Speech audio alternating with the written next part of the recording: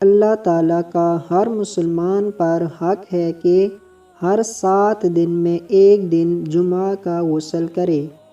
جمعہ کے دن ایک ایسی گھڑی آتی ہے جس میں اگر کوئی مسلمان بندہ کھڑا نماز پڑھ رہا ہو اور کوئی چیز اللہ پاک سے مانگے تو اللہ پاک اسے وہ چیز ضرور دیتا ہے۔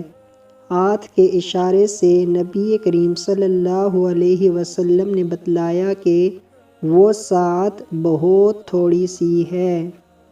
جب امام جمعہ کا خطبہ دے رہا ہو اور تو اپنے پاس بیٹھے ہوئے آدمی سے یہ کہے کہ چپ رہ تو نے خود ایک لغو حرکت کی۔ جو شخص مجھ پر درود بھیجتا ہے تو جب تک وہ درود بھیجتا رہتا ہے فرشتے اس کے لیے دعائے رحمت کرتے رہتے ہیں۔ اب بندے کی مرضی ہے کم پڑے یا زیادہ۔